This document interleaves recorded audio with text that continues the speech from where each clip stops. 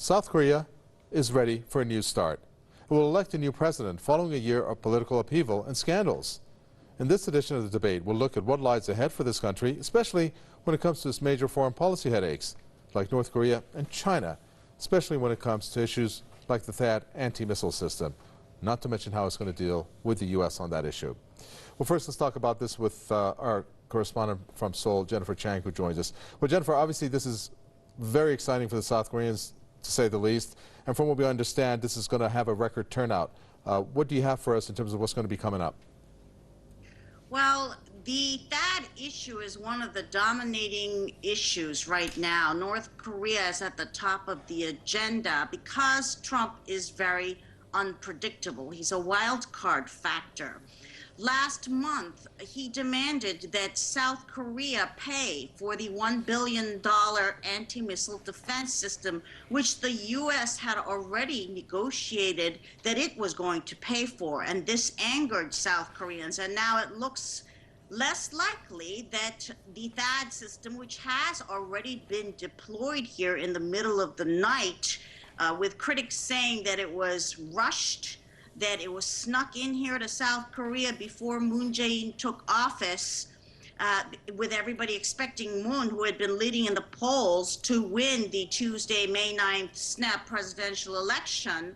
Controversy is going to grow over this THAAD deployment, which Moon has pledged to review. He said that the incoming South Korean administration needs to review the THAAD deployment, which the hardline ex-president Park Geun-hye, who had a hawkish North Korea policy, who agreed that a preemptive strike on North Korea could be approved by her if there was a possibility of a nuclear attack by the North.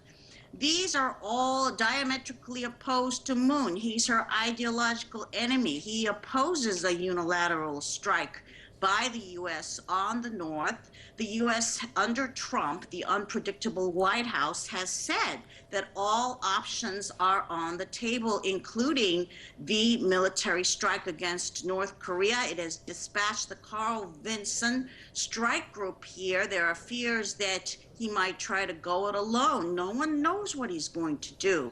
On the other hand, he is also saying that under the right circumstances, he would be willing to meet Kim Jong-un, the North Korean leader, who he has said is a smart cookie and has said that he thinks it's admirable that the young leader took reins of power in North Korea at such an early age that it would have been difficult.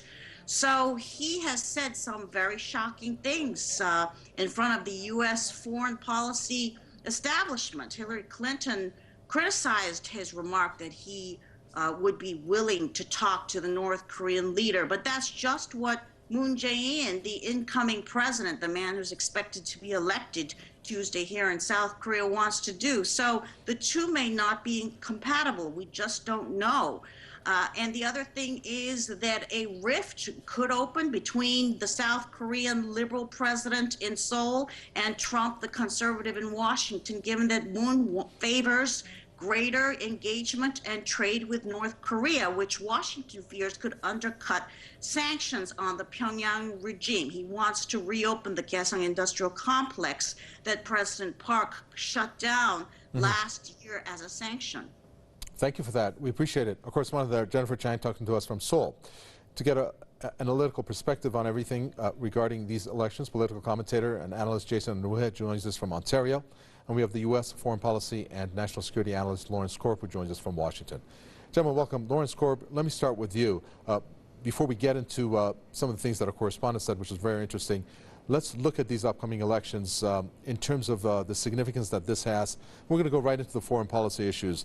First of all, many are predicting Moon, as our correspondent even said, to perhaps gain this in terms of the presidency. Do you think that this is going to be a clash between the way that Moon has viewed the U.S. when it comes to issues like the THAAD missile system?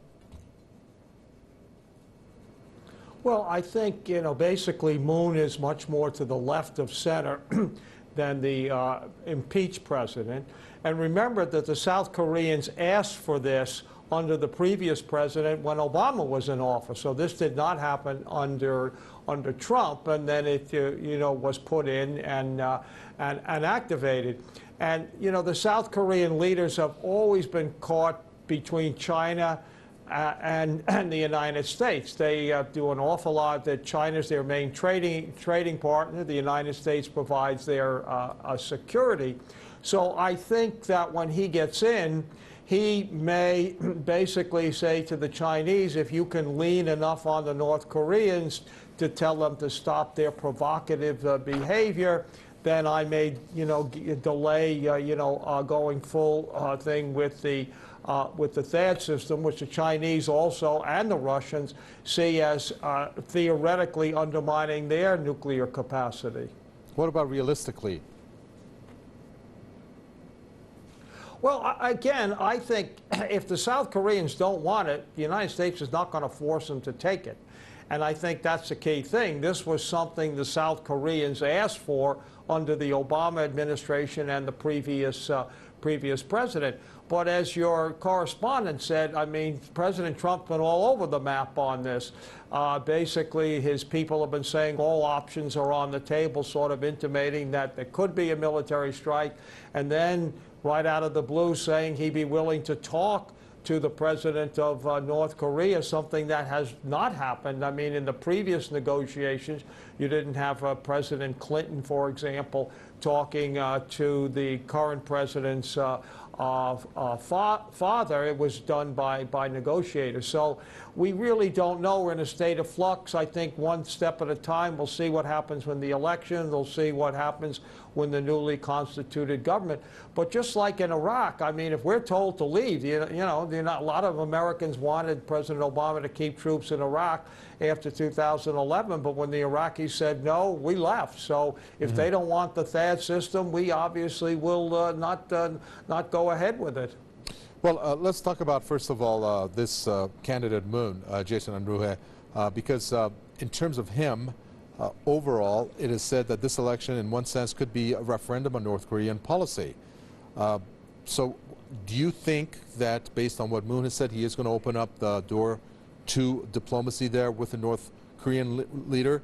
And then, of course, always that issue regarding for these kind of hardline policies, some are calling it, on sanctions on North Korea. That's going to go out the door, and the Park Geun-hye era and the way it dealt with North Korea is going to be over. Well, I think that he would definitely, if he was really trying to do something new, that he definitely would do that. It's very clear that sanctions have not worked against the DPRK. They've been thrown on them for decades to try to destabilize and destroy the country, and it has failed. The DPRK is so solidly well constructed, its economy aimed in a way to, along its Juche principle of self-reliance, to depend on themselves as much as possible and try to minimize the amount of economic interaction with other countries. Obviously, they cannot live as total hermits and cannot go completely without trade, but they recognize the necessity of relying on themselves as much as possible in order to avoid this kind of situation. They would certainly be very open to opening up the industrialized zone once again. I mean, the country is not going to turn down what is essentially good money coming in, providing jobs for their people, providing an income to the government as well. But I think if elected, he will take a very different course than the hardliner before him chose to take. It is one that does not work.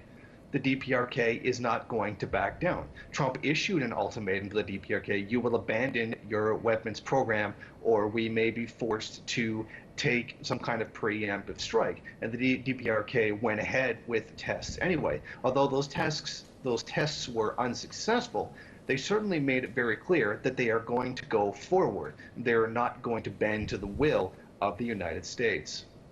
And that is what Moon has said, Lawrence Korb. Of course, we're assuming if he comes into the post. But he has called the THAAD missile system, or should I call it a defense system, or should I call it an anti-missile system, because it depends on whose views we're talking about when that term is used. But he has called the deployment very regrettable, quote, and also in a book he published, he said that North Korea or South Korea should learn how to say no to the Americans. Does that actually bring in or rally in voter support behind him when he says that South Korea should learn how to say no to the Americans? Why is that an issue? Well, it's very interesting. The last poll I looked at, only 18% of people in South Korea are concerned about, North Korea attacking them. So I think, the fact of the matter is, in the last election, they voted for a more conservative candidate. I think they're voting mainly on economics. And let's not forget, you had the Sunshine Policy for 10 years, from 98 to 2008, where you did have basically open borders. You had an industrial zone. They allowed people to go back and forth, between the two countries. And then the North Koreans ended up seeing a South Korean naval boat and killed, some almost 70 people, which a lot of people thought South Korea would, take military action, but they did not. So there is a precedent to go back. And if Kim Jong-un, would govern like his father did, Kim Jong-il, that is possible. It's really going to be up to him to decide exactly which direction that he wants to go and what type of policy that he wants. And remember, these sanctions are not U.S. sanctions, they're international sanctions. There have been agreements made which the sanctions were relaxed, and then the North Koreans violated the agreement. So it's not just the United States. It would obviously be the international community.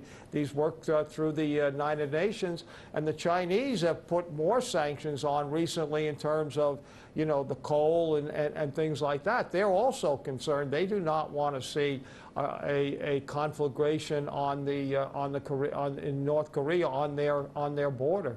But if that happened, and as you said,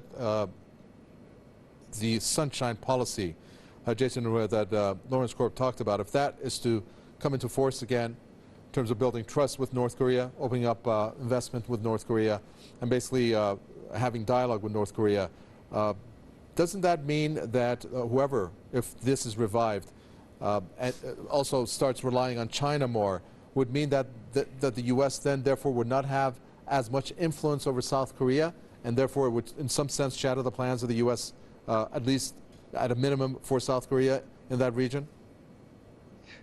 I sincerely doubt that. The United States has a very good stranglehold upon South Korea. It's filled with military bases, thousands of military personnel. It's essentially an occupied country. What this really comes down to is that as long as there's a North and a South with opposing ideologies, there is going to be some form of conflict. One or another has to eventually, in the end, win out. There can be mutual agreements, like the industrialized zones, where they can both mutually benefit from them. But in the end, that antagonistic contradiction between the two sides remains, and that is mostly fueled by the United States. Generally speaking, both the South and the North wish to be reunited as one country once again. The issue is ideology, and there's also an issue of independence, which, are they going to live free of outside control and interference, like with sanctions, etc., that are unjustly placed onto the country, or are they going to live under the heel of U.S. imperialism? And until that question is answered, there is always going to be two Koreas, unless, of course, one of them does end up collapsing and one taking over the other. 4 points, Lawrence Korb, has been mentioned by a lot of different either websites, periodicals, what have you. And it mentions, obviously, the economy, and it talks about economic inequality. It talks about the North Korean issue. It talks about corruption. But in all, it talks about the relationship with the United States. Why is it that this relationship with the United States ranks on this top 4, at least, of pivotal issues for these elections and for this election in South Korea? Well, and I think it's important to keep in mind that the United States tried to withdraw from South Korea back in the Carter administration, and the South Koreans complained. It actually then became an election issue in the United States, and President Carter, backed off on this. The South Koreans contribute an awful lot to keeping the American forces there. President Trump in his campaign was talking about getting all of these countries to pay more. The South Koreans pay an awful lot to keep the 28,000 troops that we have there, which, by the way, is down from about 60,000 a couple of decades ago. So they want us there. And I think, the issue for the South Koreans are not as concerned about North Korea overall as many people in the region are. And North Korea is causing problems not just for South Korea, but the Chinese, the Russians are not happy either with what they're doing. I agree that it would be wonderful if we could end the Korean War and have a treaty that recognizes North Korea as an independent state. I don't think you'll ever see in our lifetimes the peninsula unified. The Chinese do not want a democratic South Korea on their border, but recognizes them as an independent state and basically has them to live up to the obligations of an independent state. And I think that would help, and then it would get the Chinese, who are worried about the United States and the South Koreans coming to their border, and it would help bring stability in the region. And it's not just the United States. The countries in the region are all concerned. The Japanese are concerned about it with these missiles flying, over their territory. Interesting statement, Jason Unruhe, Lawrence Korb made there. That if I understood you correctly, Lawrence Korb, and he said that China doesn't want a democratic South Korea. Do you agree with that? No, I don't agree with that at all. I think China doesn't want a U.S.-friendly No, he doesn't government. want a democratic South Korea on their border. But on their border. Okay. Go ahead, Jason Unruhe. Yeah, it's about whether or not it's friendly to the U.S. It could be democratic, it could be undemocratic. It really wouldn't matter. As long as it's not friendly to the U.S. and is friendly to China, that would be China's main concern. China doesn't particularly put pressure on too many of its allies to be one particular way or another, unless it becomes a very volatile situation as it is between North and South Korea. So I don't think China particularly is interested in whether or not this country or that country is a democracy, so long as they're allies and willing to cooperate.